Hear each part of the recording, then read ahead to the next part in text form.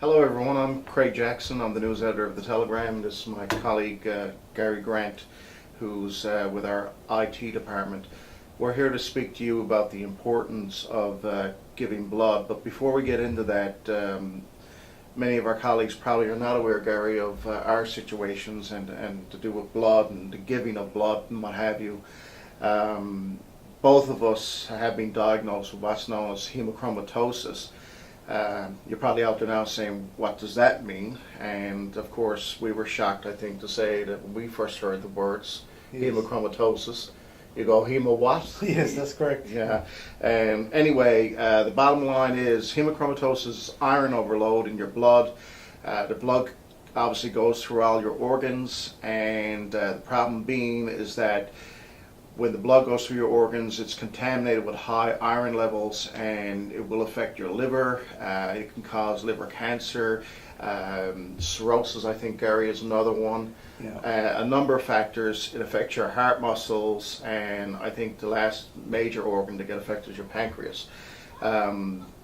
So that brings us to the importance of blood and the issues. I was shocked to find out at age 46, and I'll be 48 in January, that I had hemochromatosis, which showed up after a gallbladder operation. My liver enzymes and what have you were way out of whack, and I didn't know I had contaminated blood in my body, and so I was diagnosed at age 46, like I said, a couple of years ago, and I didn't realize what was undergoing my body, and then the drastic measures came into effect where I had to go every 2 weeks, Gary, at first, to get 500 ml of blood taken from my body. That went down for 6 months.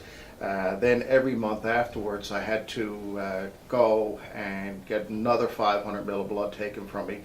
And now I'm down, thank God, I'm down to 6 months getting 500 ml of blood taken.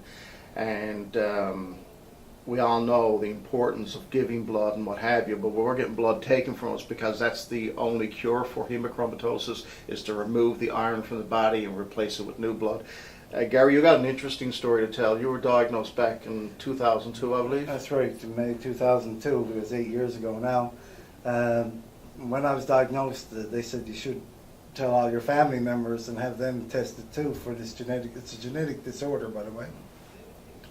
And when I did had my children tested, they both tested positive. So my wife decided to be tested too, and found out that all four of us actually have hemochromatosis.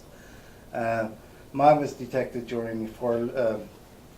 by a liver biopsy. So from there, I had to give blood every week, like yourself, and then after so many months, it went down every 2 weeks, and then went down from there to once a month, then every 3 months. Yeah.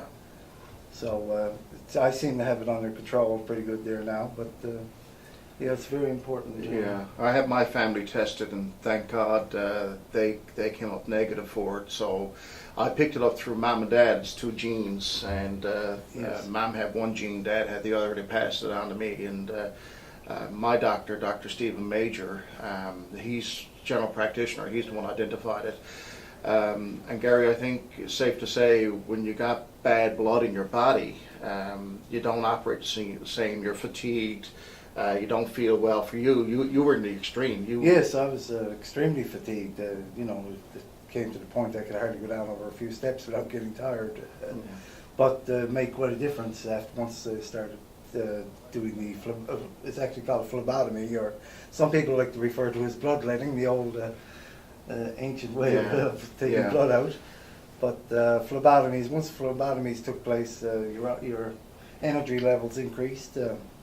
Your memory got better. You felt, in general, you felt a whole lot better. I think the importance of the message we got today, it's not to talk about our disease, hemochromatosis, but the importance of blood. We didn't know, Jerry, that we had infected blood and a disease, and this, as Gary said, it's hereditary.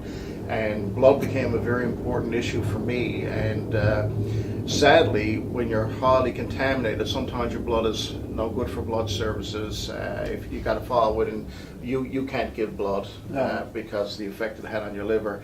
I'm at a stage now where they're determining whether or not to go to blood services, but I would love nothing better than to give my blood to blood services. You know, all in all, it takes roughly 45 minutes, an hour.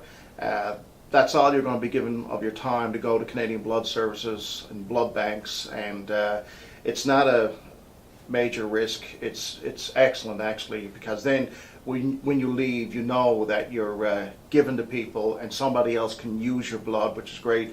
And Gary, I think we know that the average age, I think, of people that give blood, which is sad, it's 41, I think, or 42 years of age, the average age of people who give blood. So it'd be nice to see more and more people step up, and younger people as well, to start giving blood, because blood was not important to us until it affects you. No, that's right. Until it affects you, you realize that it's not a good thing to have a need for blood and no blood available.